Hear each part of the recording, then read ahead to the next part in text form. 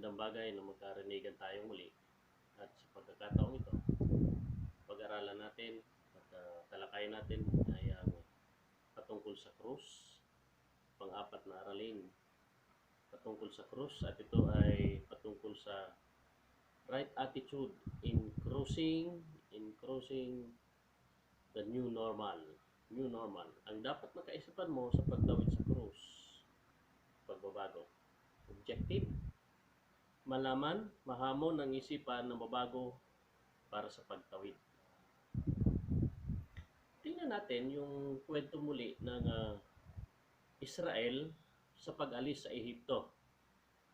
Ang taglay nila ay ang lumang kaisipan, kaya hindi sila nanalo. Ibig sabihin, dala-dala nila sa pagbiyahe nila, sa paglalakbay nila mula sa Ehipto papunta sana sa lupang pangako ay ang lumang kaisipan na kung naunawaan sana nila ay dapat na nabago habang sila ay palapit sa lupang pangako. Subalit hindi ito nangyari. Hindi sila naihanda dahil hindi pa nila nauunawaan. Hindi pa naunawaan ni Moses ang prinsipyong naisipatupad ng Diyos. Ano ang prinsipyong ito na naisipatupad ng Diyos? Ang kahariang prinsipyo. Kaya naman, ang resulta, puro sila reklamo. At ang kaisipang iyon ay nagpapatuloy hanggang ngayon sa pamamagitan mo, sa pamamagitan natin. Lahat ng ipinagagawa ng Diyos, may kasama laging reklamo. Sa pagrereklamo ay yan ang naging balakid o hadlang sa pagsunod ng mga Israelita sa Diyos. Tingnan natin yung kwento ng lahing palaka na nakulong sa isang balon na kung saan matagal na panahon silang nakulong hanggang sa sila ay dumami doon. Dahil hindi nila sinubukan na magpatuloy sa pagtalon hanggang maabot sana yung ibabaw. Ang buong lahi ay di makaalis sa balon dahil di makayang talunin ang ibabaw para makalaya sana. Mapalad ka dahil sa panahon na ito, tayo na destino na mabuhay na kung saan ibinunyag na ng Diyos ang prinsipyo niya, ang kahariang prinsipyo na baliktad sa kinamulatan nating prinsipyo, demokrasyang prinsipyo. Kaya ang hamon sa atin ni Jesus ay pagsisihan, talikdan, nang ibig sabihin ay magpalit ng nalalaman sa buhay dahil ang paghahari ng Diyos ay narito na sa lupa. Ito actually ang magandang balita o gospel na nais ipahayag ni Jesucristo. At ito ang ipinahayag ni Mateo, Marcos, Lucas, maging ni Juan, na ang paghahari ng Diyos ay narito na sa lupa. Ito ang magandang, tunay na magandang balita.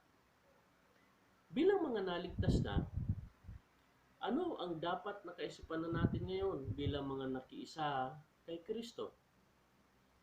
Doon sa lahing ng palaka, may isang sumubok at di nawalan ng pag-asa. Kaya araw-araw, pilit niyang sinusubok na talunin at nasa isip niya, isang araw, maaabot niya ang ibabaw at nakalaya nga siya. Sa araw-araw na pagtalon niya, na-practice na sanay siyang talunin hanggang isang araw, yung paniniwala niya na maabot niya ang ibabaw ay nangyari. Ang resulta, nakalaya siya. Ito ang naging kasaysayan, kahalintulad dito ang naging kasaysayan ng tao na kulong sa isang balon na hindi na magampanan yung tunay na dahilan bakit nabubuhay. Makikita natin ang tatlong katangian na taglay nitong isang palaka na ito na hindi nawalan ng pag-asa. Una, kaalaman na kaya niya. Pangalawa, pananampalataya. At ang pangatlo ay paninindigan. Ano ngayon ang kailangan natin gawin para makatawid mula sa mali at miserableng buhay patungo sa buhay na ganap na inaalok ni Jesucristo? Tatlong bagay na dapat nating taglayin. Tatlong pag-uugali na dapat nating matutunan at siyang maging taglayin natin sa pagtawid patungo sa bagong normal. Una, magkaroon ng tamang kaalaman. Pangalawa, magkaroon ng tamang pananampalataya. At pangatlo, magkaroon ng tamang paninindigan. Talakayin natin ang una, magkaroon ng tamang kaalaman. Tingnan natin ang ikalawang Timoteo 3, talatang 16 hanggang 17, na kung saan ito yung pundasyon ng dapat na kaalaman natin at katalinuhan natin. Tingnan natin ang sinasabi. Lahat ng kasulat ay kinasihan ng Diyos at magagamit sa pagtuturo ng katotohanan, sa pagpapabulaan sa maling aral, sa pagtutuwid sa likong gawain, at sa pag-akay sa matuwid na pamumuhay. Sa gayon, ang lingkod ng Diyos ay magiging handa sa lahat ng mabubuting gawain. So ito yung pagmumulan dapat ng ating tamang kaalaman. Dahil ito'y kinasihan, inspired by God. Ibig sabihin mula mismo sa Diyos, at ito ay magagamit sa pagtuturo ng katotohanan, sa pagpapabulaan sa maling aral, sa pagtutuwid sa likong gawain, at sa pag-akay sa matuwid na pamumuhay. So, tandaan natin ang kasabihang kung sino ka sa isipan mo, yun ang nagiging ikaw. Kung sino ka sa isipan mo, yun ang nagiging ikaw. Hindi ka makapamumuhay ng lagpas o higit sa nilalaman ng iyong isipan. Ibig sabihin, kung ano ang alam mo, yun ang ginagawa mo. Kung ano ang tinatanggap mo sa iyong isipan, yun ang nagiging totoo. Kapag naisabi mo na at naisagawa mo pa, ito ang nagiging totoo at siyang nagiging legal o lehitimo dito sa lupa. Ano ngayon ang totoo? Una, ikaw ay katiwala ng Diyos sa lupa. Ikaw ay katiwala ng Diyos sa lupa. Ayon sa Genesis 1:26, ang sabi doon, pagkatapos likayin ng lahat ng ito, sinabi ng Diyos, ngayon lalangin natin ang tao. Atin siyang gawing kalarawan natin. Siya ang mamamahala, mamumuno sa lahat ng bagay sa lupa. So, naitalaga ka ng Diyos na mamuno sa lupa. Ibig sabihin, katiwala tayo ng Diyos. Pangalawang katotohanan, ikaw ay higit kaysa sa alinmang sitwasyon sa buhay. Ikaw ay higit kaysa sa alinmang sitwasyon o bagay sa buhay. Mas mahalaga ka kaysa sa anumang bagay dito sa lupa. Ganito ka pinahahalagahan ng Diyos. Tingnan natin yung sinasabi sa Genesis 9 na kung saan nagpapakita kung gaano kahalaga ang tao. Sabi dito, papatayin ang sino magpapatay sa inyo, maging ito'y hayop. Sisingilin ko ang sino mang taong papatay ng kanyang kapwa. Ibig sabihin, ganito pinahalagahan ng Diyos ang tao, na maging ang hayop na makapapatay ay sisingilin niya. Napakahalaga mo sa Diyos. Ganito ka pinahahalagahan ng Diyos. Pangatlong katotohanan, ikaw ay may pananagutan sa Diyos. Bilang manlilikha at bilang itinalaga niyang katiwala, may pananagutan tayo sa Diyos. Pangapat, ang Diyos at ang kanyang salita ay iisa. Ang sinabi niya at siya ay iisa. Ito ang apat na katotohanan. Hindi natin kasalanan na magmana tayo ng kasalanan. Ang posibleng magiging kasalanan natin ay kung di natin alisan ang kasalanan o di natin pinagmalasakitan ng lahi o henerasyon natin na maalis sa kasalanan. Para makaalis sa kasalanan, kailangan natin ang tunay na kaalaman ng kung sino tayo dito sa lupa. Oh. Tingnan natin yung kwento ng isang agila na lumaki at namulat sa pamilyang manok. May isang magsasaka na nakapulot ng isang itlog ng agila. Nadampot niya, nung makita niya ay nagaling lang siya, baka nandun pa yung inahin. Ngayon, dinampot niya, dali-dali siyang umalis at isinama niya sa itlog ng mga inahin niyang manok. Sa madaling salita, napisa at namulat siya sa pamilya ng manok. Ibig sabihin, lumaki siya na hindi niya kilala ang kanyang sarili. Akala niya siya ay manok din. Kung lumakad siya ay lakad manok. Kung lumipad ay lipad manok. Isang araw may nakita siyang isang agila na sabi niya sa sarili niya, ang laki ng manok. Sinundan niya ito at tiningnan kung paano ito lumipad. Sinundan niya ng tingin hanggang sa malit na lang ang nakikita niya dito. Nasabi niya, ang galing, ang taas, lumipad ng manok. Nasabi niya, sana magaya ko siya. So hinangaan niya. Sinubukan niya hanggang malaman niya na siya ay isa rin palang agila. So nagsimula ang lahat sa isip.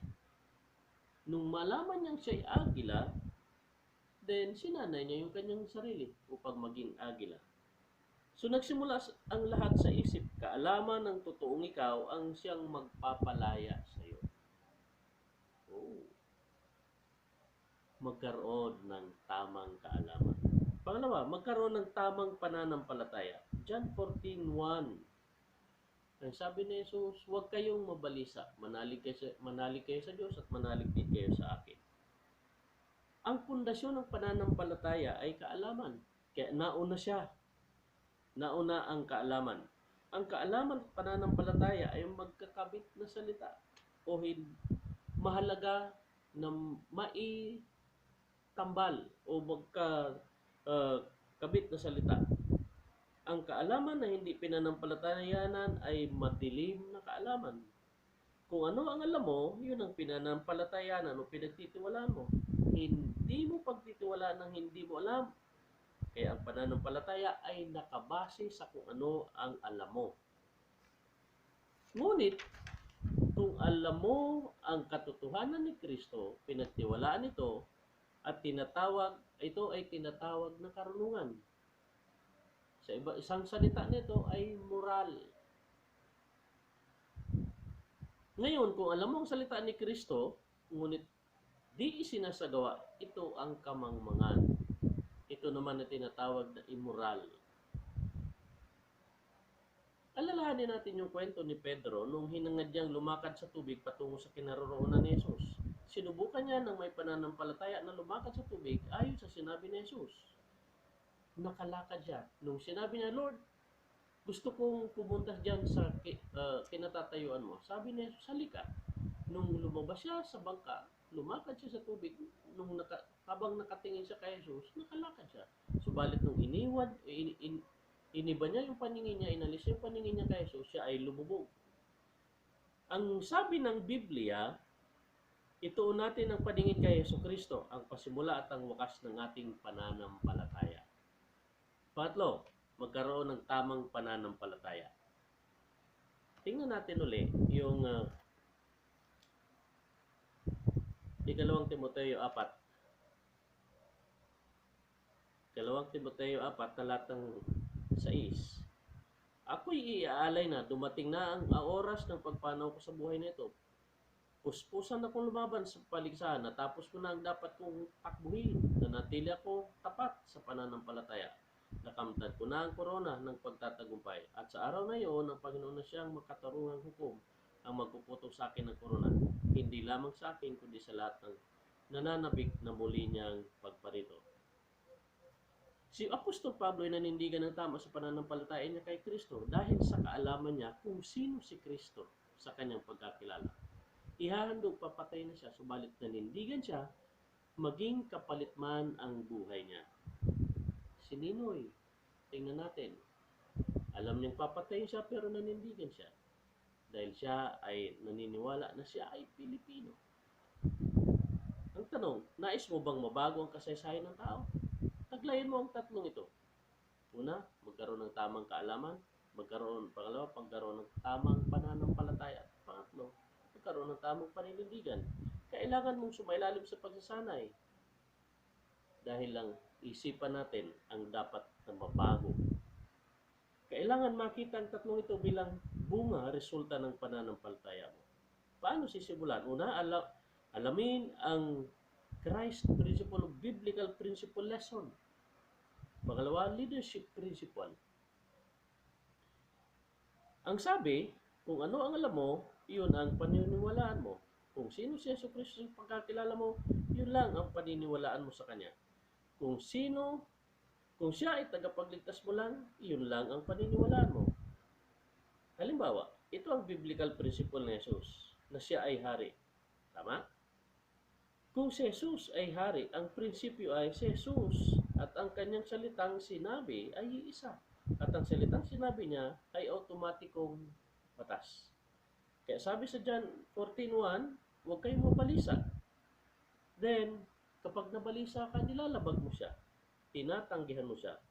Sa kinamulatan natin, normal lang ang pagsuway at pagtanggi sa salita.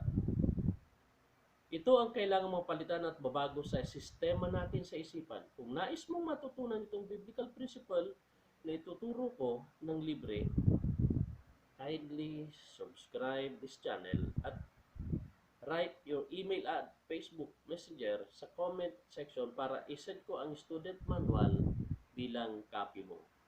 Pakicheck lang po ang announcement para sa pagsisimula natin. Pagpalain ka ng Diyos, Pilipino.